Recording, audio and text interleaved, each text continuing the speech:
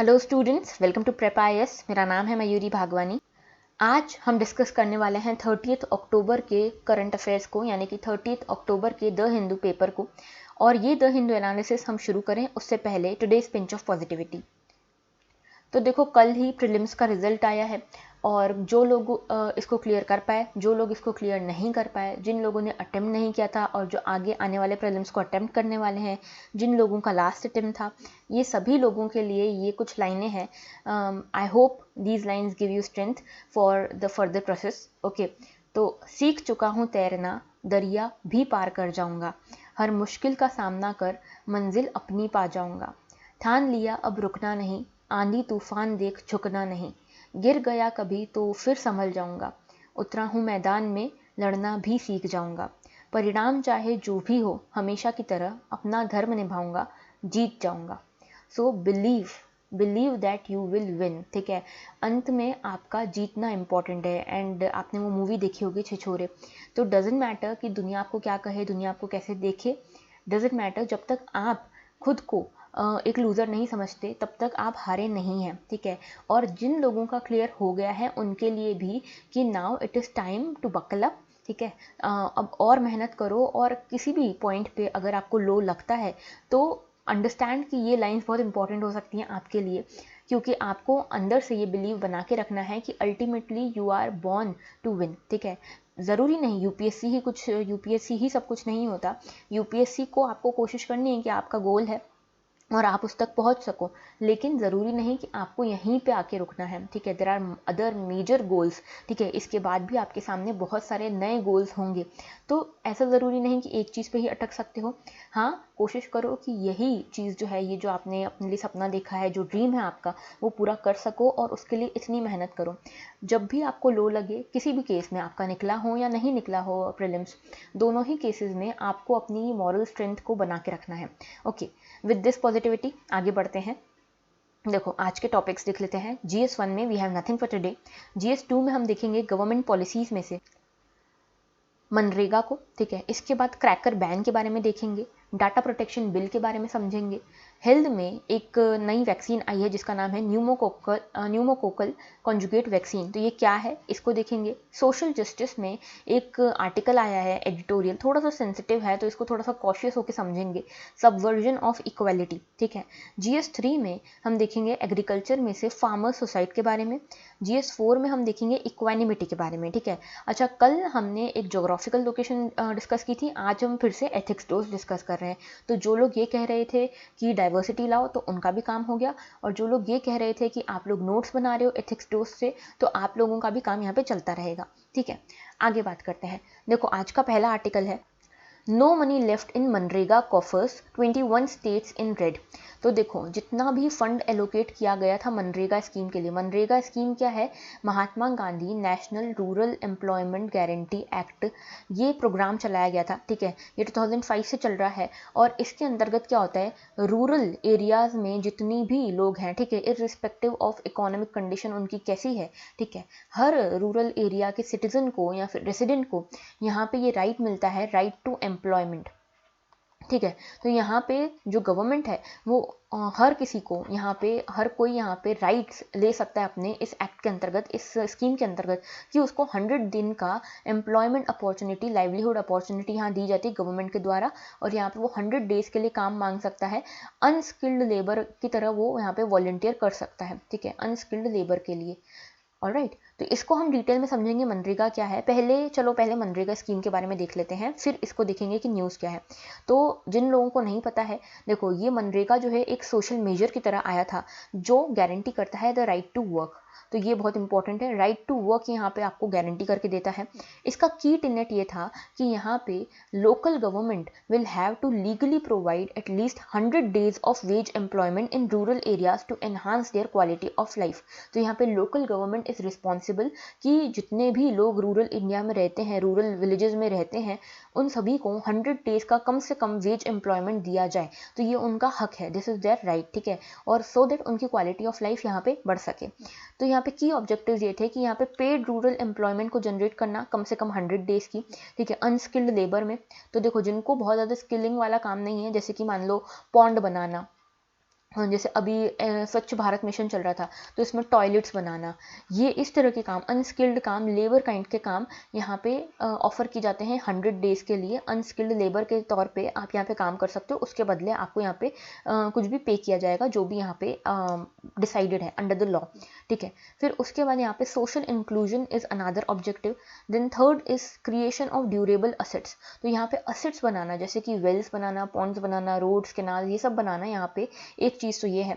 इसके अलावा urban migration को रिड्यूस करना फ्रॉम द रूरल एरियाज। तो रूरल एरियाज हैं वहाँ पे क्योंकि एम्प्लॉयमेंट अपॉर्चुनिटीज़ उतनी नहीं होती, तो लोग अर्बन एरियाज में जाके माइग्रेट करते हैं।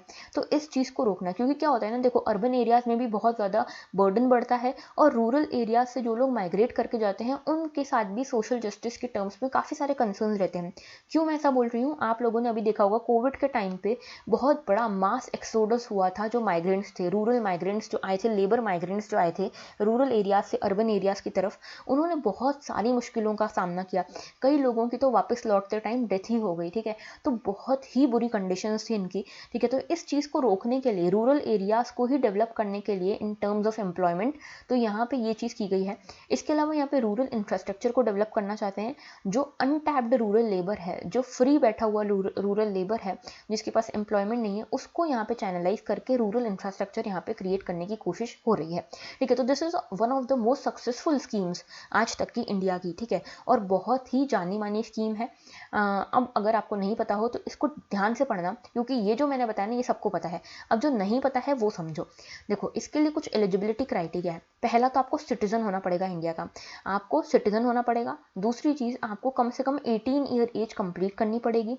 तीसरी चीज़, आप यहाँ पे पार्ट होना चाहिए लोकल हाउस होल्ड का, यानी कि ग्राम पंचायत का आप पार्ट हो, ठीक है, ग्राम सभा का आप पार्ट हो यहाँ पे, ओके।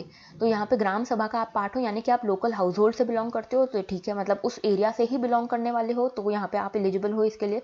और चौथा, कि आपको अनस्किल्ड लेबर के लिए वॉलंटियर करने में कोई दिक्कत नहीं है, आप यहाँ पे अनस्किल्ड लेबर के लिए वॉलंटियर कर रहे हो, ठीक है। अच्छा, तीसरी इसके अलावा एक चीज़ ये कि यहाँ पे मिनिस्ट्री ऑफ रूरल डेवलपमेंट जो है, ये यहाँ पे मॉनिटरिंग या नोडल एजेंसी है, नोडल मिनिस्ट्री है, जो कि स्टेट गवर्नमेंट्स के साथ मिलके इस स्कीम को एनफोर्स करती है, ठीक है। अब देखो, यहाँ पे कुछ प्रोविजंस मैं बता देती हूँ कि जो भी एप्लीकेंट अप्लाई करता है उसके 15 डेज में, एप्लीकेशन सबमिट करने के 15 डेज में, या फिर डिमांड करने के, जो एम्प्लॉयमेंट डिमांड करने के 15 डेज के अंदर अंदर उसको वेज एम्प्लॉयमेंट मिल जाना चाहिए इस स्कीम के अंतर्गत। अगर नहीं मिलता है तो he has the right to unemployment allowance, ठीक है। तो यहाँ पे अनएम्प्लॉयमेंट अलाउंस लेने का उसके पास पूरा हक है, यानी कि उसको गवर्नमेंट कंपनसेशन देगी अगर उसको जॉब नहीं दे पा रही है, अगर उसको यहाँ पे काम नहीं दे पा रही है गवर्नमेंट, तो उसकी जगह उसको एक अनएम्प्लॉयमेंट अलाउंस दिया जाएगा, ठीक है। मतलब कुछ अमाउंट ऑफ मनी दी जाएगी एज अ कंपनसेशन। उसके बाद यहाँ पे सोशल ऑडिट जो है वो मैंडेटरी है। इसके अलावा ग्राम सभा का और ग्राम पंचायत का यहाँ पे इंपॉर्टेंट रोल है। ग्राम सभा जो है, यहाँ पे वेज सीकर्स को जो भी प्रॉब्लम होती है, ग्रीवेंसेस होते हैं, तो वो ग्राम सभा में बोल सकते हैं। ग्राम सभा और ग्राम पंचायत जो है, दोनों मिलकर यहाँ पे वर्क्स डिसाइड करती है मनरेगा के अंदर, और प्रायोरिटीज डिसाइड करती हैं। फॉर एग्जाम्पल, यहाँ पे ग्राम सभा और ग्राम पंचायत मिलकर डिसाइड करेंगे कि अब हमको मनरेगा स्कीम के अंतर्गत कौन सा इंफ्रास्ट्रक्चर डेवलप कराना है। फॉर एग्जाम्पल, यहाँ पे पॉन्ड डेवलप कराना है, या फिर यहाँ पे रोड डेवलप कराना है, या फिर यहाँ पे टॉयलेट्स डेवलप कराने हैं, या फिर कोई कम्युनिटी हॉल डेवलप कराना है। ये चीज़ें ग्राम सभा और ग्राम पंचायत मिलकर डिसाइड करेंगी। ऑलराइट, अब देखो, यहाँ पे थोड़ा डिटेल में समझते हैं रोल्स को कि किसका क्या रोल है। तो सबसे पहले ग्राम सभा क्या होती है? जो भी लोग 18 ईयर्स से ऊपर हैं और जिनका भी नाम इलेक्टोरल रोल में आता है उस एरिया के, वो सब ग्राम सभा के मेंबर्स होते हैं, ठीक है। तो ग्राम सभा क्या होती है? ये ग्राम सभा क्या करेगी? प्रायोरिटी ऑफ वर्क्स को डिसाइड करेगी, ठीक है। ये देखेगी कि जो वहाँ पे लोकल रिसोर्सेज अवेलेबल हैं, उनकी नीड्स क्या है, उस हिसाब से प्रायोरिटी वर्क क्या होना चाहिए, ठीक है। उसके बाद यहाँ पे एग्जीक्यूशन को भी मॉनिटर करेगी कि जो मनरेगा के अंदर, यहाँ पे मनरेगा के अंदर एक, देखो यहाँ पे 3-4 ऑब्जेक्टिव्स हैं मनरेगा के, हमने जैसे डिस्कस करे। एक तो यहाँ पे एम्प्लॉयमेंट जनरेट हो जाएगी, तो यहाँ पे उन लोगों का वेलफेयर जो अनएम्प्लॉयड है। दूसरी चीज़, यहाँ पे इंफ्रास्ट्रक्चर डेवलप हो जाएगा, और तीसरी चीज़ यहाँ पे इंक्लूजन हो जाएगा। तो इन सभी चीज़ों को मॉनिटर करना भी ग्राम सभा का यहाँ पे काम रहेगा। इसके अलावा ग्राम पंचायत क्या करेगा? ये एप्लीकेशंस को रिसीव करेगा, रजिस्ट्रेशन को रिसीव करेगा, फिर वेरीफाई करेगा रजिस्ट्रेशंस को, ठीक है, कि एलिजिबल है कि नहीं जिसने रजिस्ट्रेशन किया है। उसके बाद हाउस होल्ड्स को रजिस्टर करेगा, उसके बाद जॉब कार्ड्स को इशू करेगा, एप्लीकेशंस को यहाँ पे रिसीव करेगा वर्क्स की, इसके अलावा डाटा जो डेटेड रिसिप्ट्स हैं उनको इशू करेगा, उसके बाद वर्क को एलोकेट करेगा 15 डेज़ के लिए, ठीक है, 15 डेज़ के अंदर अंदर 100 डेज़ का वर्क एलोकेट करेगा, इसके अलावा आइडेंटिफाई करेगा और प्लान करेगा ऑफ द वर्क्स, सेल जो प्रोजेक्ट्स हैं उनको डिसाइड करेगा किस तरह से यहाँ पे प्रायोरिटी देनी है किस प्रोजेक्ट को, ये सब काम ग्राम पंचायत करेगी, ठीक है। इसके अलावा मनरेगा में स्टेट गवर्नमेंट का क्या रोल है, तो स्टेट गवर्नमेंट देखो, पहली चीज़ तो मनरेगा कौन सी है, सेंट्रल सेक्टर स्कीम है या सेंट्रली स्पॉन्सर्ड है, तो सेंट्रली स्पॉन्सर्ड स्कीम है, ठीक है। अच्छा देखो, ये फ्रेम करेगा रूल्स को कि स्टेट की रिस्पॉन्सिबिलिटीज़ क्या है, इसको लेकर यहाँ पे जो भी रूल्स फ्रेम करने हैं वो करेगा। इसके अलावा स्टेट एम्प्लॉयमेंट गारंटी काउंसिल बनाएगा, एक state level MNREGA implementation agency बनाएगा, ये एक state level MNREGA social audit agency बनाएगा, ठीक है। और इसके अलावा एक स्टेट एम्प्लॉयमेंट गारंटी फंड बनाएगा, तो एक फंड होगा, एक ऑडिट एजेंसी होगी, एक इम्प्लीमेंटेशन के लिए स्टेट एम्प्लॉयमेंट गारंटी काउंसिल होगी और अपनी रिस्पॉन्सिबिलिटीज़ का फ्रेमवर्क बनाएगा। तो ये तो हो गया हमारा मनरेगा के बारे में प्रॉपर डिस्कशन। अब हम आते हैं न्यूज़ पे। तो न्यूज़ ये है कि इस बार जो एलोकेशन हुआ था, बजट एलोकेशन किया गया था मनरेगा के लिए, वो काफ़ी सारे 21 स्टेट्स का वो जो बजट था वो ख़त्म हो चुका है और इससे ज़्यादा ही यहाँ पे खर्चा हो चुका है मनरेगा में। तो 21 out of 35 states and UTs have utilized 100% of their allocated funds under MNREGA. तो मनरेगा में इनका 100% allocated फंड जो है वो खत्म हो चुके हैं। तो जितने भी आपको इस मैप में ब्लैक में दिख रहे हैं ना रीजन, उन सभी ने अपने जो फंड हैं वो एग्जॉस्ट कर लिए हैं, ठीक है। और जो रेड में है उनका कुछ कुछ फंड बचा हुआ है। अब देखो यहाँ पे एक चीज़ देखने वाली है, आंध्र प्रदेश और तमिलनाडु का आप देखोगे तो इनने 137% और 139% यूज़ किया, मतलब 37 और 39% इनका एक्स्ट्रा खर्चा हो चुका है जो बजट में एलोकेटेड था उससे ज़्यादा, ठीक है। और देखो यहाँ पे ये चीज़ आपको पता होनी चाहिए कि टोटल एक्सपेंडिचर जो हुआ है इस बार 79,810 करोड़ का हुआ है और लगभग 73,000 करोड़ यहाँ पे अलोकेट किए गए थे, ठीक है। अब यहाँ पे देखो, जो सेंटर का फ्लैगशिप रूरल एम्प्लॉयमेंट स्कीम है जिसकी हमने बात की, इसमें सप्लीमेंट्री बजट्स वगैरह को सबको मिला के यहाँ पे ये देखा गया कि इसमें नेगेटिव नेट बैलेंस हो रहा है, ठीक है। नेगेटिव नेट बैलेंस यानी कि जितना एलोकेट किया था उससे ज़्यादा खर्चा हो चुका है, तो नेगेटिव नेट बैलेंस है यहाँ पे। और यहाँ पे मटेरियल कॉस्ट वगैरह सब कुछ डिले हो रहा है, क्यों? क्योंकि स्टेट के पास पैसा ही नहीं है, तो कहाँ से फंडिंग होगी, कहाँ से यहाँ पे वेजेस दी जाएंगे। तो एक्टिविस्ट भी यहाँ पे भड़के हुए हैं कि ये स्कीम आप क्यों लाए थे, ये स्कीम आप लाए थे कि पावर्टी को कम कर सको, रूरल एरियाज में जो एम्प्लॉयमेंट है वो जनरेट कर सको, लेकिन यहाँ पे तो आपने लोगों को फोर्स्ड लेबर कर दिया है क्योंकि आप उनको कुछ पैसा ही नहीं दे रहे। अब स्टेट बोल रही भाई हमारे पास पैसा है नहीं तो हम कहाँ से दें, तो ये पूरा इशू यहाँ पे चल रहा है, ठीक है। अच्छा देखो, यहाँ पे ये आपको पता होना चाहिए कि पिछले साल जब कोविड का लॉकडाउन लगा था तब इस स्कीम में बहुत बड़ा, इसकी डिमांड में बहुत बड़ा बूस्टअप आया था और इसमें बजट एलोकेशन सबसे ज़्यादा किया गया था, लगभग 1.11 लाख करोड़ का, वरना उससे पहले 48-50 करोड़ ऐसे इस तरह से किया जाता था, ठीक है। 50,000 48,000 करोड़ का कुछ किया जाता था, लेकिन इस बार 1.11 लाख करोड़ का यहाँ पे इन्वेस्टमेंट किया गया है, बजट एलोकेशन किया गया था, ठीक है। आगे बात करते हैं। देखो, नेक्स्ट स्कीम जो नेक्स्ट टॉपिक है हमारा वो है suicides among farm workers rose 18% as in 2020। तो देखो, ये किसकी रिपोर्ट है, एनसीआरबी की रिपोर्ट है, नेशनल क्राइम रिकॉर्ड ब्यूरो की ये रिपोर्ट है कि 2020 में पिछले साल के हिसाब से 2019 के हिसाब से लगभग 18% यहाँ पे डेथ्स देखने को मिली है, किसकी, जो फार्मर लेबरर्स हैं, फार्मर वर्कर्स हैं, जो फार्म वर्कर्स हैं, इन सब की 2020 में 18% ज़्यादा डेथ्स देखने को मिली हैं, सुसाइड्स देखने को मिली है, ठीक है। अब जितने भी यहाँ पे आप देख रहे हो सुसाइड्स, उसमें से जो मेजर सुसाइड्स हैं वो देखने को मिली हैं लैंडलेस लेबरर्स में, ठीक है। लैंडलेस लेबर, देखो जिनके पास जिनके पास लैंड है, ऐसे जो लेबर हैं, जो ऐसे फार्मर्स हैं जिनके पास लैंड है, लैंड ओनिंग फार्मर्स जो हैं, उनमें ये सुसाइड रेट कम देखने को मिला है जितना लैंडलेस फार्मर्स में देखने को मिला है, ठीक है। और फार्म सेक्टर, अभी आपको पता होगा, हमने कुछ दिन पहले डिस्कस किया था, agriculture sector was one of the bright spots, ठीक है। लास्ट ईयर जब -23% से हमारा ग्रोथ हो रहा था, यानी कि नेगेटिव ग्रोथ हो रही थी हमारी, उस टाइम पे एग्रीकल्चर ने ही हमको थोड़ा बहुत संभाला था। और आज के टाइम पे जो इकोनॉमिक रिकवरी हुई है उसमें एग्रीकल्चर सेक्टर का बहुत बड़ा हाथ है।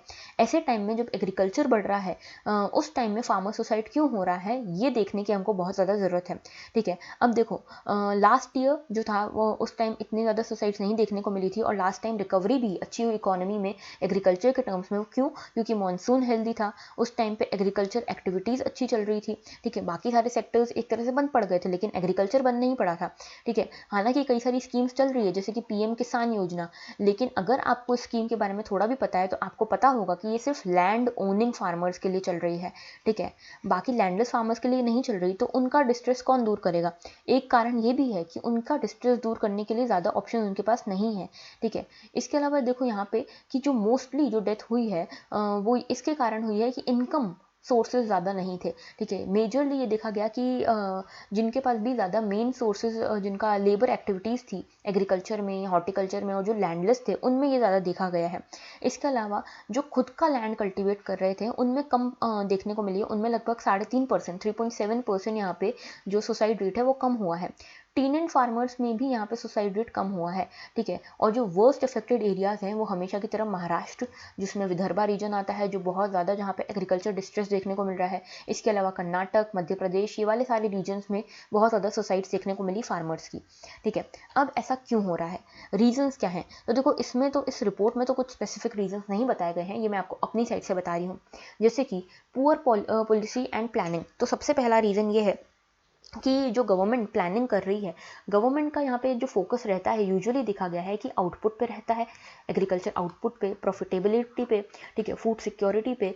एक तरह से हम देखा जाए कि अगर कुछ 1-2 साल को छोड़ दें तो यहाँ पे फार्मर्स की जो इनकम है उसको यहाँ पे इतना ज़्यादा कंसिडरेशन में नहीं लिया जाता। हालांकि लास्ट 1-2 साल से देखा जा रहा है कि इनकी इनकम को बढ़ाने के लिए भी प्रयास चल रहे हैं, दे आर ट्राइंग हार्ड कि फार्मर्स की इनकम यहाँ पे बढ़े, लेकिन उतना यहाँ पे इफेक्ट हो नहीं पा रहा। दूसरी चीज, there is an absence of direct measures to promote farmer welfare. See there are many schemes that are going on, ठीक है, but all of them or I should say majority of them are focusing on productivity of agriculture sector, ठीक है। they are majorly focused upon the output, they are not focused majorly upon the farmers income। तो यहाँ पे farmer के welfare को देखा नहीं जा रहा, मेजरली यहाँ पे डायरेक्ट मेजर्स नहीं लिए जा रहे, ठीक है। दूसरी चीज़ ये है कि there is a declining average size of farm holdings, ठीक है। तो यहाँ पे क्या देखा गया कि majority of the farmers hold less than 2 hectares of the land. तो ये बहुत स्मॉल या मार्जिनल लैंड होल्डिंग होगी, ठीक है। और इसके कारण यहाँ पे क्योंकि इतनी छोटी लैंड होल्डिंग है, because of this there are lack of mechanisation.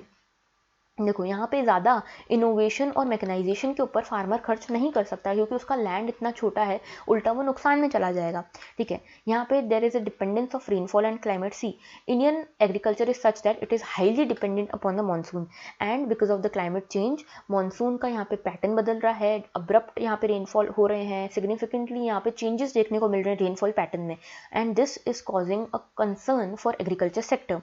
Then collapsing farmer prices. तो देखो India has a paradox, Indian agriculture sector has a paradox, and what is this paradox?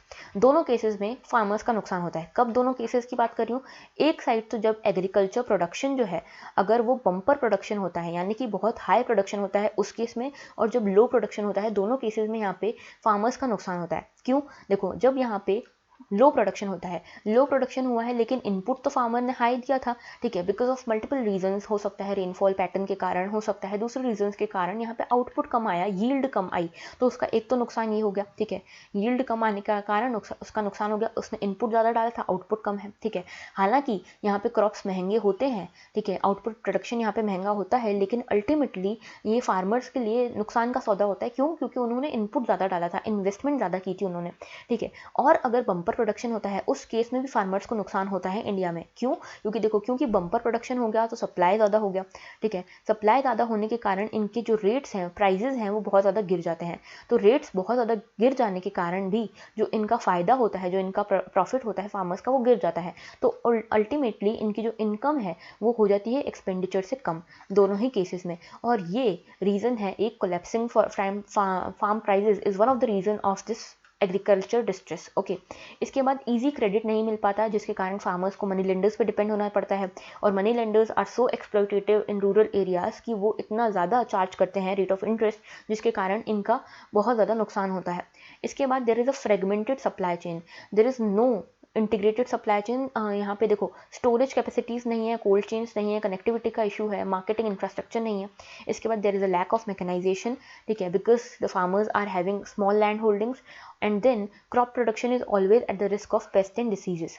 इसके अलावा there is a shortage of inputs like seeds and irrigation facilities, and एक बहुत बड़ा reason है कि middle man जो है वो बहुत ज़्यादा प्रॉफिटेरिंग करता है, ठीक है, मतलब कि जो फार्मर्स को फ़ायदा मिलना चाहिए वो फार्मर्स को ना मिलके यहाँ पे मिलता है मिडिलमैन को, ठीक है। इसका इम्पैक्ट क्या होता है, देखो इन सारे इश्यूज़ के कारण इम्पैक्ट क्या होता है, सबसे पहला इम्पैक्ट होता है पावर्टी बढ़ती जाती है फार्मर सेक्टर में, ठीक है। जो फार्मिंग सेक्टर है, जो फार्मर्स हैं, जो लैंडलेस फार्मर्स हैं स्पेशली, उनमें पावर्टी बढ़ती दिखती है, ठीक है। इसके कारण फार्मर सुसाइड होते हैं बहुत सारे, ठीक है। और यहाँ पे फूड सिक्योरिटी का भी अल्टीमेटली इशू आने वाला है, ठीक है, क्योंकि यहाँ पे फार्मर्स जो फार्म में काम करते हैं, जो क्रॉप्स को उगाते हैं, अगर वही नहीं रहेंगे तो फूड कहाँ से आएगा, ठीक है। फूड सिक्योरिटी का तो इशू होगा ही सही। अच्छा, अब इसके सॉल्यूशंस क्या हो सकते हैं, देखो सबसे पहला सॉल्यूशन हो सकता है कि हमको यहाँ पे एग्रीकल्चर को सस्टेनेबल और हमको इनकम बेस्ड बनाना है, ठीक है। तो इसके लिए हम क्या कर सकते हैं, सबसे पहले हम यहाँ पे वाटर यूज़ एफिशिएंसी वाली चीज़ों को यूज़ कर सकते हैं, इसको प्रमोट कर सकते हैं हम एग्रीकल्चर सेक्टर में कि वाटर यूज़ एफिशिएंसी हम डेवलप कर पाएँ, जैसे कि ड्रिप इरिगेशन हो गया, स्प्रिंकलर मेथड हो गई, ये सब। इसके अलावा हम यहाँ पे इंफ्रास्ट्रक्चर को डेवलप कर सकते हैं रूरल एरियाज़ में, ठीक है। इसके जैसे कि यहाँ पे कोल्ड चेन डेवलप करी, कनेक्टिविटी यहाँ पे डेवलप की। इसके अलावा यहाँ पे फार्मर फ्रेंडली पॉलिसीज़ बना सकते हैं, टेक्नोलॉजी को यूज़ कर सकते हैं यहाँ पे। इसके अलावा हमको मेजर ध्यान देना चाहिए अलाइड सेक्टर्स पे भी, ठीक है, जैसे कि अलाइड सेक्टर्स कौन कौन से हो गए, जैसे बी कीपिंग हो गया, ठीक है। इसके अलावा पोल्ट्री हो गया, फूड प्रोसेसिंग हो गया, इस पे भी हम ध्यान दे सकते हैं, जैसे कि अभी स्कीम्स भी चल रही है, एग्री उड़ान, ठीक है। इसके अलावा चमन स्कीम चल रही है, फिर संपदा स्कीम चल रही है फूड प्रोसेसिंग सेक्टर के लिए। तो इन सबको हमको साथ के साथ लेके चलना पड़ेगा, क्योंकि देखो एग्रीकल्चर पे पूरी तरह से आप डिपेंड नहीं हो सकते, आपको एग्रीकल्चर का यहाँ पे बिहेवियर पता है इंडिया में, तो आपको दूसरे सेक्टर्स को भी डेवलप करना पड़ेगा। इसके अलावा वाटर इफिशिएंट क्रॉप्स को आप डेवलप कीजिए, जैसे कि यहाँ पे राइस और शुगर केन बहुत ज़्यादा वाटर इंटेंसिव क्रॉप्स हैं, उनको ना यूज़ करके आप वाटर इफिशिएंट क्रॉप्स को यूज़ कीजिए, तो आपको ड्रॉट जैसी प्रॉब्लम्स भी नहीं फेस करनी पड़ेगी। इन सारे तरीकों से हम यहाँ पे हेल्प कर सकते हैं एग्रीकल्चर सेक्टर को डेवलप करने में। ओके, आगे बात करते हैं। तो देखो यहाँ पे ये सुप्रीम कोर्ट ने ये कहा है कि अगर यहाँ पे टॉक्सिक क्रैकर्स की सेल होती है तो हम किसको पकड़ेंगे, यहाँ पे हम पकड़ेंगे टॉप ऑफिशियल्स को। तो here top officials will be responsible for the sale of toxic crackers. So I hope आप सभी को पता हो 2017 में Supreme Court has banned the use of fire crackers, ठीक है, during Diwali, during New Year, during Christmas वगैरह, ठीक है। तो यहाँ पे 2017 में सुप्रीम कोर्ट ने इसको बैन किया था, स्पेशली टॉक्सिक क्रैकर्स को। इसके बाद एनजीटी ने ये कहा था कि green crackers must be allowed, ठीक है। तो ग्रीन क्रैकर्स कौन से हैं, जिनका टॉक्सिसिटी कम है, जिनका एनवायरनमेंट के ऊपर, जिनका पोल्यूशन के ऊपर, जिनका लोगों की हेल्थ के ऊपर इम्पैक्ट कम पड़ता है, ठीक है। तो ये कहा है कि अगर टॉक्सिक क्रैकर्स देखे जाते हैं कि कहीं पे भी बिक रहे हैं, कहीं पे भी प्रोड्यूस हो रहे हैं, कहीं पे भी खरीदे जा रहे हैं, तो हु विल बी रिस्पॉन्सिबल, यहाँ पे टॉप ऑफिशियल्स को पर्सनली लायबल करने की बात की है, ठीक है। मतलब top officials will be personally liable to it, ठीक है। यानी कि अगर किसी स्टेट में देखा जाता है तो वहाँ के चीफ सेक्रेटरी और वहाँ का जो कमिश्नर है, पुलिस कमिश्नर, डीएसपी जो है, उनको पकड़ा जाएगा कि भाई ये कैसे हो रहा है, आपके स्टेट में, आपके रीजन में किस तरह से ये फटाके बिक रहे हैं जो कि टॉक्सिक हैं, जो सुप्रीम कोर्ट ने बैन कर चुकी है, ठीक है। तो इस तरह से यहाँ पे बात कर रहे हैं। तो ये पूरा इशू है, इतना ही चीज़ है, ठीक है। अब देखते हैं हम कि यहाँ पे सुप्रीम कोर्ट और एनजीटी का क्या चल रहा है। तो देखो 2017 में, जैसे कि मैंने आपको बताया, यहाँ पे सुप्रीम कोर्ट ने बैन कर दिया है सेल ऑफ टॉक्सिक क्रैकर्स को, और ये बोला है कि यहाँ पे जो भी दिवाली, क्रिसमस जो भी होने वाला है उसके लिए हम यहाँ पे टॉक्सिक क्रैकर्स को बैन करते हैं। और एक पीआईएल लगाई गई थी 2 बच्चों के द्वारा, टू इन्फेंट्स के द्वारा, मतलब उन्होंने नहीं लगाई, उनके पेरेंट्स ने लगाई थी उनके बिहाफ पे। तो क्योंकि यहाँ पे बच्चों को और जो एजड लोग हैं 65+ हैं, उनको सबसे ज़्यादा नुकसान होता है बिकॉज ऑफ दिस। और क्योंकि अभी कोविड है, यू ऑल नो कि Covid is majorly based upon the lungs, ठीक है। यहाँ पे सांस लेने में ऑलरेडी दिक्कत होती है, और अगर ऐसी चीज़ें होने लगेंगी, पूरा टॉक्सिक क्रैकर्स हम जलाने लगेंगे, तो ये और ज़्यादा इंटेंसिफाई हो सकता है। यहाँ पे सुप्रीम कोर्ट ने ये कहा था कि दिल्ली एक गैस चैम्बर बन गया है, ठीक है। ऑलरेडी यहाँ पे बहुत ज़्यादा पॉल्यूशन है, उस पर आप यहाँ पटाखे भी जलाओगे तो कोई कसर नहीं बचेगी, ठीक है। And then the court dismissed the argument that bursting cracker was a fundamental right. Court said that bursting cracker is not a fundamental right and it does not come under the freedom of religion, ठीक है। देखो हमारे constitution में 2 articles हैं, article 25 और article 21। Supreme court ने ये कहा, पहली चीज़ तो जो बर्स्टिंग क्रैकर है आपका फंडामेंटल राइट नहीं है, ये राइट टू रिलीजियस फ्रीडम में नहीं आता है। अगर आता है तो भी राइट टू रिलीजियस फ्रीडम जो है ये राइट टू लाइफ से नीचे है, ठीक है, राइट टू लाइफ के सब्जेक्ट में है, ठीक है, राइट टू लाइफ के रिस्पेक्ट में आप राइट टू रिलीजन को देखते हो। ऐसे नहीं कि आप राइट टू रिलीजन यहाँ पे कवर कर लो और राइट टू फ्रीडम को, सॉरी, राइट टू लाइफ को छोड़ दो।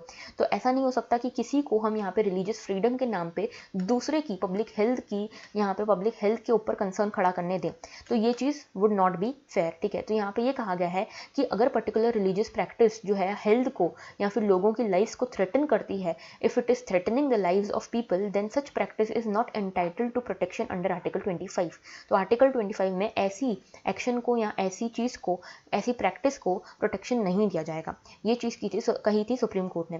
इसके बाद एनजीटी का ऑर्डर आया, नेशनल ग्रीन ट्रिब्यूनल का ऑर्डर आया 2020 में, जिसने ये कहा कि ग्रीन क्रैकर्स, सिर्फ ग्रीन क्रैकर्स को आप जला सकते हो during Diwali, Christmas, new year, ठीक है। और यहाँ पे एक चीज़ ये भी आई, जब बहुत सारी फायर क्रैकर्स कंपनीज ने ये बोला कि ये तो आप गलत कर रहे हो, ठीक है, तो उस टाइम पे ट्रिब्यूनल ने ये कहा कि आप बोल रहे हो आपका राइट टू बिजनेस जो है, जो कि राइट टू फ्रीडम के अंदर आता है। देखो, राइट टू फ्रीडम जो है ना, इसमें आर्टिकल 19 में बहुत सारे राइट्स हैं, ठीक है। तो इसमें से एक है राइट टू बिजनेस या राइट टू ऑक्यूपेशन।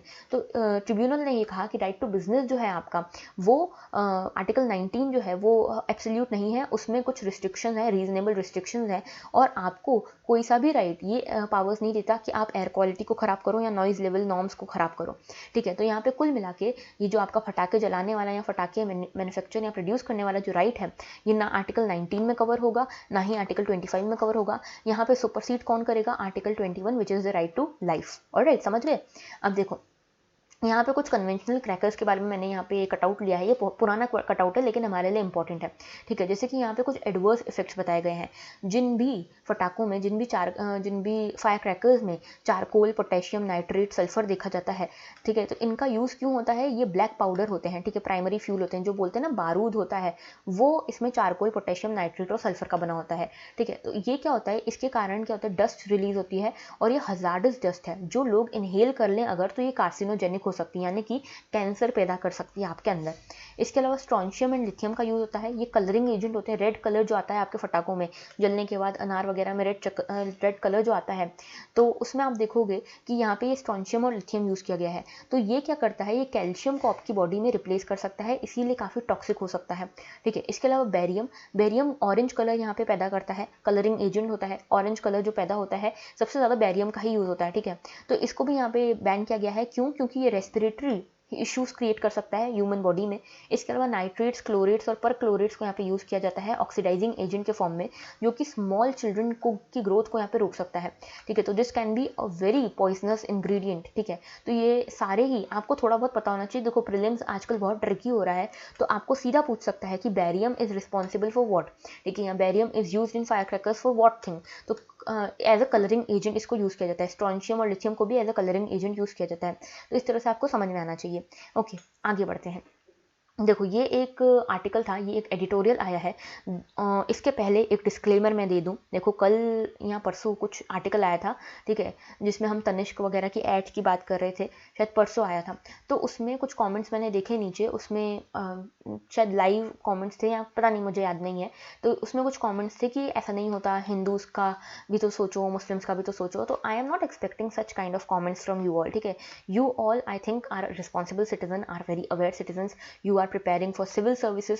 सो हम यहाँ पे सिर्फ एथिक्स की बात नहीं करते, हम यहाँ पे एथिक्स को फॉलो भी करते हैं, ठीक है। तो you must be politically neutral, ठीक है। आप यहाँ पे गवर्नमेंट के अगेंस्ट नहीं जा सकते, आप यहाँ पे किसी भी पॉलिटिकल पार्टी का नाम लेकर पॉलिटिकली अपना यहाँ पे अफिलिएशन नहीं दिखा सकते, ठीक है, और आपको दिखाना भी नहीं चाहिए, और आपको यहाँ पे पॉलिटिकली न्यूट्रल रहना है इन योर ओपिनियंस टू। दिखाने की भी बात है और ओपिनियंस की भी बात है, ठीक है। तो यहाँ पे you should be politically neutral. अब देखो, इस आर्टिकल में थोड़ा सा सेंसिटिव आर्टिकल इसीलिए क्योंकि यहाँ पे कई बार बीजेपी का नाम लिया गया है, कांग्रेस का नाम लिया गया है, हिंदूज एंड मुस्लिम्स का नाम लिया गया है। तो इससे पहले जब हमने एक आर्टिकल डिस्कस किया था, तब भी मैंने आपको बताया था कि देखो, it is not about the community कि हिंदूज की बात कर रहे हैं या मुस्लिम्स की बात कर रहे हैं, हिंदूज को दबाया जा रहा है कि मुस्लिम्स को दबाया जा रहा है। एक आर्टिकल हमने डिस्कस किया था जिसमें बांग्लादेश में हिंदूज के ऊपर यहाँ पे अटैक्स हो रहे हैं। एक आर्टिकल हमने उसी आर्टिकल में डिस्कस किया था कि इंडिया में श्रीलंका में हमने देखा कि मुस्लिम्स के ऊपर भी, इंडिया और म्यांमार में हमने देखा था कि मुस्लिम्स के ऊपर अटैक हो रहे हैं। तो it is not about the community, it is about the harmony. देखो यहाँ पे वैल्यू कौन सी इंपॉर्टेंट है, it is about the harmony, communal harmony की बात है यहाँ पे। ये पॉइंट ही नहीं है कि कौन सी कम्युनिटीज़ इन्वॉल्व हैं, किसके ऊपर अत्याचार हो रहा है, कौन अत्याचार कर रहा है, ये पॉइंट ही नहीं है। It is about the harmony, it is about equality and it is about societal stability. ठीक है, तो यहाँ पे सोसाइटी स्टेबल रहे, सोसाइटी में पीस रहे, ये इश्यूज़ हैं।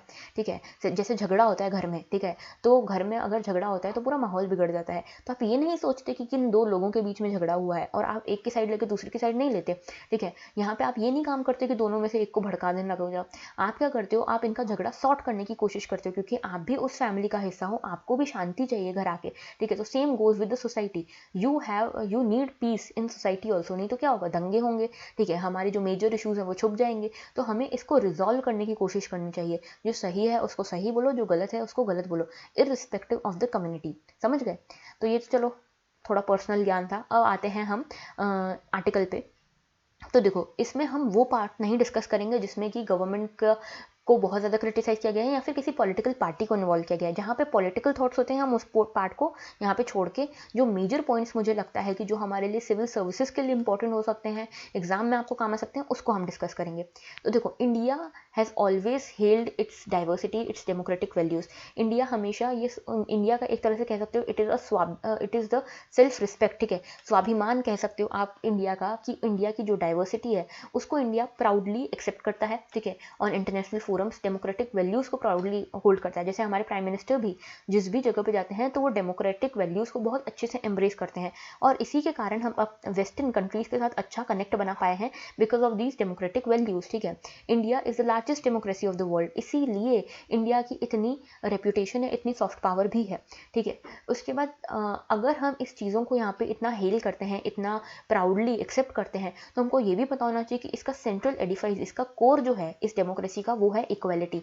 लेकिन दिखता ऐसा है इंडिया में कि इक्वालिटी अब कम हो रही है, सबवर्जन हो रहा है इक्वालिटी का। और ऐसा क्यों होता है, देखते हैं उसको। उससे पहले ये समझना ज़रूरी है कि इंडियन कॉन्स्टिट्यूशन जो है वो अलग अलग आर्टिकल्स के थ्रू, अलग अलग चीज़ों के थ्रू, अलग अलग प्रोविजंस के थ्रू यहाँ पे इक्वालिटी के लिए प्रोविजन बना रहा है, जैसे कि आर्टिकल 14 हो गया, 15 हो गया, 16 हो गया, इस तरह से।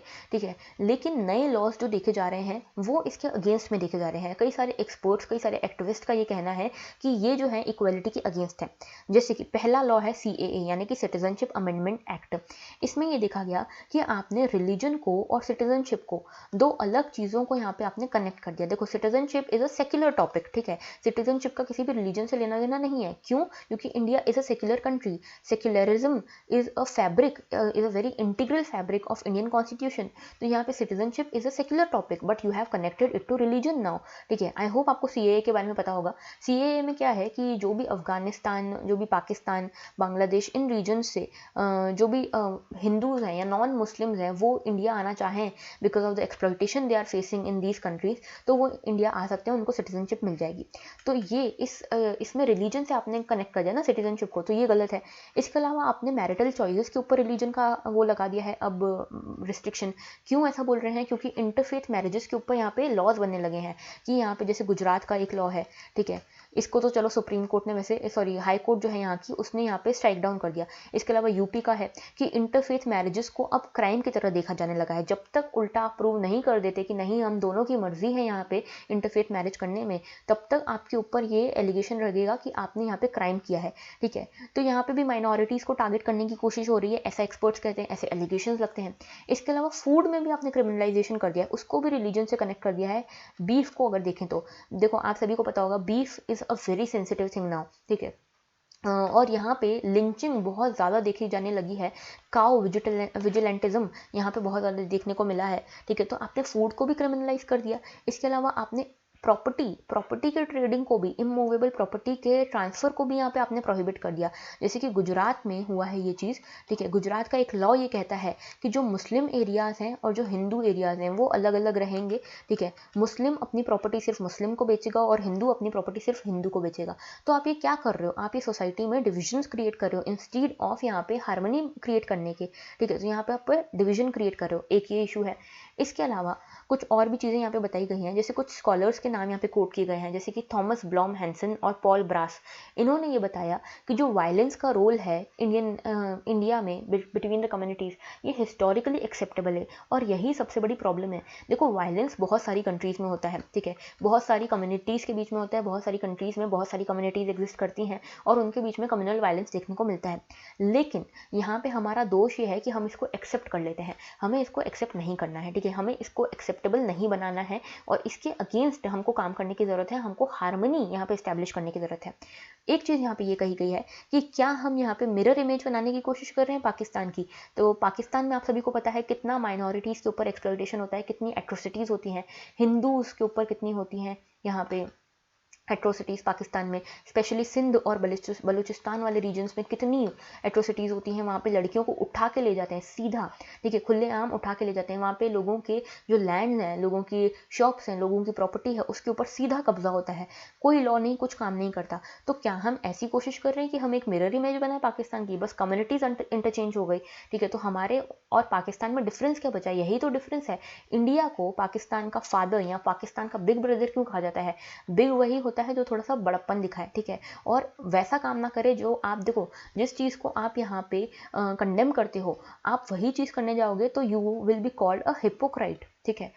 हमने पढ़ा है एथिक्स में इंटीग्रिटी, हमने पढ़ी ना। इंटीग्रिटी क्या है कि जो वैल्यूज़ को आप होल्ड करते हो, जो वैल्यूज़ आप सोचते हो कि सही है, जो आप बातें करते हो जिन वैल्यूज़ की, आप उनको एक्शंस में भी लाओ। आप बोल कुछ रहे हो, कर कुछ रहे हो, this is known as hypocrisy, ठीक है। तो ये चीज़ हमको नहीं करनी है, हमें अपने देश को पाकिस्तान नहीं बनने देना है, ठीक है। इसके अलावा यहाँ पे गंगा जमुनी तहजीब की बात की हुई है। तो यहाँ पे गंगा जमुनी तहजीब shows social harmony. Ganga is a symbol of India, जमुनी तहजीब बोलते हैं, it is a symbol of Muslim या इस्लाम, ठीक है। तो यहाँ पे सोशल हार्मनी की बात की गई है, तो हमको इस हार्मनी को यहाँ पे प्रमोट करना है, ठीक है। और हमारा जो कॉन्स्टिट्यूशन है वो भी बात करता है पार्टिसिपेटरी किनशिप की, यानी कि जो फैमिलीज हैं वो पार्टिसिपेटरी हों। आप लोगों ने अगर वो सीरियल देखा होगा तारक मेहता का उल्टा चश्मा, ठीक है, that serial is very good, ठीक है, वेरी इंस्पायरिंग। क्यों? क्योंकि वहाँ पे इतनी सारी कम्युनिटीज़ एक साथ रहती हैं। तो that shows real India, this is our identity. Our identity is not this कि हमको अपना हिंदू देश बनाना है, ठीक है। Our identity is not this कि हमको लिंचिंग करनी है। ये हमारी आइडेंटिटी नहीं है। हमारी आइडेंटिटी हमारे डेमोक्रेटिक वैल्यूज़ से है। और अगर हम फिर भी नहीं सुधरते हैं, अगर हम फिर भी इन चीज़ों को, इन टॉलरेंस को नहीं रोकते हैं, तो हमारे लिए बहुत डेंजरस रेपरकशंस हो सकते हैं, जैसा पाकिस्तान में हो रहा है, जैसा श्रीलंका में हो रहा है, जैसा म्यांमार में हो रहा है। एक रिलीजियस कम्युनिटी दूसरी रिलीजियस कम्युनिटी को यहाँ पे दबाने की कोशिश कर रही है और अल्टीमेटली तो नुकसान दोनों का हो रहा है। वही चीज़ इंडिया में भी हो सकती है, ठीक है। तो इंडिया अभी तक इससे बचा हुआ है और इंडिया को कोशिश करनी चाहिए कि वो अपनी डेमोक्रेटिक वैल्यूज़ को होल्ड करके रखे। ऑलराइट, नेक्स्ट आर्टिकल है UIDAI seeks indemnity from data bill. तो डाटा प्रोटेक्शन बिल आई है एक, जिससे UIDAI जो कि आधार को इशू करते हैं, ये डाटा बिल से प्रोटेक्शन चाहते हैं। क्यों प्रोटेक्शन चाहते हैं? ये बोलते हैं कि हमारे आधार बिल के अंतर्गत हमारे लिए पास ऑलरेडी इतने सारे प्रोविजंस लगे हुए हैं। तो यहाँ पे अगर हम डाटा प्रोटेक्शन बिल के अंतर्गत भी आ जाएंगे, तो अगर हम डाटा प्रोटेक्शन बिल के अंतर्गत भी आ जाएंगे तो यहाँ पर डुप्लीकेसी होगी, रिपीटेशन होगा और हमारे ऊपर बर्डन बढ़ेगा। तो कुल मिला के इशू ये है। हम थोड़ा सा डाटा प्रोटेक्शन बिल को देख लेते हैं। तो यहाँ की कुछ प्रोविजंस देखो। तो सबसे पहला कि यहाँ पे BN श्री कृष्णा कमेटी के ऊपर ये बिल बेस्ड है, इनकी रिकमेंडेशन के ऊपर ये बिल बनी है, ठीक है। और इसमें डाटा प्राइवेसी की बात की हुई है, ठीक है, कि डाटा का किस तरह से, डाटा को, इंडियन सिटीजन के डाटा को किस तरह से यूज़ करना है, गवर्नमेंट किस तरह से यूज़ करेगी, क्या बाहर की कंट्रीज़ में इसको प्रोसेस किया जा सकता है या नहीं, ये सारी चीज़ें देखी जाएंगी। तो डाटा प्रिंसिपल क्या है? डाटा प्रिंसिपल वो लोग हैं जिनका डाटा स्टोर और प्रोसेस किया जाएगा। एग्जेम्पशंस इसमें दिए गए हैं कुछ कंपनीज को यहाँ पे, जैसे डाटा फिड्यूशरी कौन है, जो कलेक्ट करेगा डाटा को और यहाँ पे हैंडल करेगा डाटा को, और डाटा प्रोसेसर कौन है, जो डाटा को प्रोसेस करेगा। तो कुछ डाटा फिड्यूशरीज को यहाँ पे एग्जेम्पशंस दिए गए हैं कि वो बिना अप्रूवल के भी यहाँ पे डाटा को ले सकता है। 3 तरह के पर्सनल इन्फॉर्मेशन बताई गई है। सेंसिटिव डाटा वो है जो password, financial data, health data, official data, इन सबको यहाँ पे सेक्सुअल ओरिएंटेशन, ये सारी चीज़ों को बताता है। और इसको आप इंडिया में प्रोसेस तभी कर सकते हो जब आपके पास यूज़र का कंसेंट हो। उसके बाद क्रिटिकल डाटा में भी बायोमेट्रिक्स वगैरह आते हैं, ठीक है। इसको स्टोर और हैंडल सिर्फ इंडिया में किया जा सकता है, चाहे फिर यूज़र की मर्जी हो बाहर प्रोसेस कराने की, तो भी उसको नहीं कराया जा सकता बाहर प्रोसेस।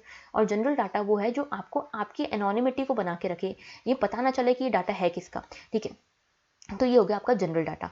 सोशल मीडिया कंपनीज जो हैं उन ये भी एक सिग्निफिकेंट डाटा फिड्यूशरीज हैं, क्योंकि ये भी डाटा को कलेक्ट करती हैं, लेकिन इनके ऊपर भी यहाँ पे ये लॉस इसको कुछ हद तक रिस्ट्रिक्ट करेंगे कि किस तरह से यहाँ पे यूज़र वेरिफिकेशन होना है, इनको ये मैकेनिज्म डेवलप करना पड़ेगा। इसके अलावा एक इंडिपेंडेंट रेगुलेटर होगा, डाटा प्रोटेक्शन एजेंसी होगी, ठीक है, जो बनाई जाएगी। इसके अलावा एक डाटा प्रोटेक्शन ऑफिसर यहाँ पे हर कंपनी के पास एक डाटा प्रोटेक्शन ऑफिसर होगा, ठीक है, जो देखेगा कि किस तरह से डाटा आ रहा है, किस तरह से यूज़ किया जा रहा है।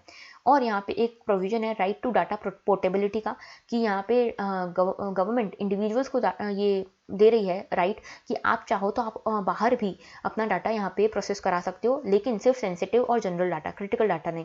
उसके बाद ability to access and transfers one's ओन्स डाटा, तो खुद के डाटा को यहाँ पे एक्सेस किया जा सकता है। और इसके अलावा एक राइट टू बी फॉरगॉटन है, यानी कि यहाँ पे ये यूज़र ये कह सकता है कि अब आपका ये काम हो चुका है, अब आप मेरे डाटा को यहाँ पे फॉरगॉट कर दो या डिलीट कर दो, ठीक है। तो ये तो सारे इंपॉर्टेंट प्रोविजन हैं। अब ये क्यों मैटर करता है इतना, क्योंकि देखो हमारी कंट्री बहुत बड़ा, यहाँ पे इंटरनेट यूसेज बहुत बड़ा हो गया है, ऑनलाइन मार्केट बढ़ गया है, और चाइना के काफ़ी सारे सिक्योरिटी थ्रेट्स हैं, साइबर थ्रेट्स हैं हमारे ऊपर, ठीक है। और यहाँ पे एक प्राइवेसी का भी इन्वेजन काफ़ी ज़्यादा देखा जा रहा है, ठीक है। तो इन सभी कारणों के कारण यहाँ पे बहुत इंपॉर्टेंट हो जाता है अपने डाटा को यहाँ पे प्रोटेक्ट करना, इंडियन सिटीजन्स के डाटा को प्रोटेक्ट करना। और राइट टू प्राइवेसी अब एक फंडामेंटल राइट भी है, ठीक है। KS पुट्टास्वामी केस में ये सुप्रीम कोर्ट कह चुकी है, आर्टिकल 21 के अंतर्गत ये फंडामेंटल राइट है, इसीलिए इसको प्रोटेक्ट करना भी गवर्नमेंट की जिम्मेदारी बनती है। ऑलराइट, आगे बात करते हैं। देखो nation wide PCV drive launched, तो यहाँ पे क्या है, ये एक वैक्सीन है, न्यूमोकोकल 13 वैलेंट कॉन्जुगल वैक्सीन। तो ये नेशन वाइड इसकी ड्राइव लॉन्च हुई है और इसको यूनिवर्सल इम्यूनाइजेशन प्रोग्राम में लॉन्च किया गया है।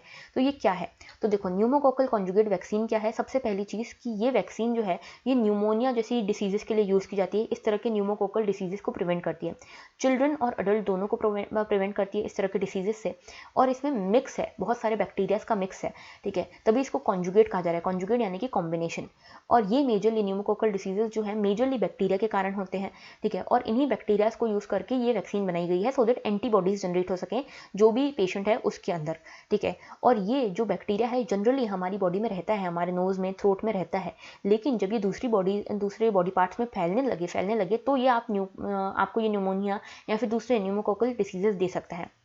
अब इसमें न्यूमोनिया ही नहीं, बाकी सारे डिसीजेज भी आते हैं, जैसे कि ear infection, sinus infection, meningitis, bacteraemia, तो ये सारे डिसीजेज भी इसके अंतर्गत ही आते हैं। इसके अलावा न्यूमोनिया है क्या, तो देखो न्यूमोनिया जो है बहुत सारे कारणों से होता है, जैसे कि एक कारण है इसका हमने देखा न्यूमोकोकल बैक्टीरिया, इसके अलावा वायरस और फंजाई के कारण भी ये होता है, ठीक है। ये एक्यूट रेस्पिरेटरी इन्फेक्शन है लंग्स का, और ये मेजरली बैक्टीरिया के कारण होता है, लेकिन फंगाई और वायरस के कारण भी हो सकता है। इसकी वैक्सीन की हम बात कर चुके हैं, न्यूमोकोकल वैक्सीन इसकी एक वैक्सीन है, ठीक है। और इसमें सबसे ज़्यादा वल्नरेबल पॉपुलेशन कौन सी होती है, चिल्ड्रन जो है सबसे ज़्यादा वल्नरेबल है, ठीक है। जो छोटे बच्चे हैं, 2 साल से छोटे बच्चे हैं, वो सबसे ज़्यादा इसमें वल्नरेबल होते हैं। जिनको डिसीजेज हैं HIV जैसे, वो इसमें सबसे ज़्यादा वल्नरेबल होते हैं, और ये एक कॉन्टेजियस डिसीज़ है, ये भी आपको पता होना चाहिए। अब बात करते हैं यूनिवर्सल इम्यूनाइजेशन प्रोग्राम की, जिसके अंतर्गत इस वैक्सीन को शामिल किया गया है। ये वैक्सीन जो है, ये जो प्रोग्राम है 1985 में आया था, और ये मेजरली आया था सो दैट ये मोर्टेलिटी और मॉर्बिडिटी को प्रिवेंट कर सके चिल्ड्रन और प्रेग्नेंट वुमेन में। इसमें लगभग 12 वैक्सीन शामिल हैं, आप यहाँ पे देख सकते हो इनके नाम, ठीक है। और ये जो है लार्जेस्ट हेल्थ प्रोग्राम है वर्ल्ड का, ठीक है, जो पूरी तरह से 65% बच्चों को यहाँ पे इम्यूनाइज करने की बात करता है जो 1 साल से छोटे हैं। ऑलराइट, हम देखो एक है हमारा आज का एथिक्स डोज। एथिक्स डोज में हम देखेंगे आज इक्वानिमिटी के बारे में। इक्वानिमिटी क्या है, इक्वानिमिटी का सिंपल सा मैं अगर बताऊं आपको, इक्वानिमिटी का बेसिक मीनिंग क्या है, तो देखो, तो इक्वानिमिटी का बेसिक मीनिंग है कि जब आपको सक्सेस मिले तो आप बहुत ज़्यादा शोरगुल ना मचाओ, एकदम बावरे ना हो जाओ, और आपको जब फेलियर मिले तो भी आप अपना कामनेस, अपनी कंपोजर को संभाल के रखो, ठीक है। तो यहाँ पे बहुत ज़्यादा न्यूट्रल रहना, ठीक है, काम रहना, कंपोज रहना, इवननेस रखना अपने टेम्पर में, दिस इज इक्वानिमिटी, ठीक है, during in general and also during difficult situations. Okay, जैसे कि अगर आप देखो एडमिनिस्ट्रेटर के तौर पर आपको ये कहाँ काम आ सकता है, तो आपके डिसीजंस बायस्ड ना हो, इसके काम आ सकता है। मेंटली स्टेबल रखने के काम आएगा आपको, ठीक है। प्रूडेंट डिसीजंस ले सको आप रैशनैलिटी के बेसिस में, उसमें काम आएगा। अगर किसी पर्सन का स्टेबल है माइंड तो वो इफिशिएंसी से काम कर सकता है।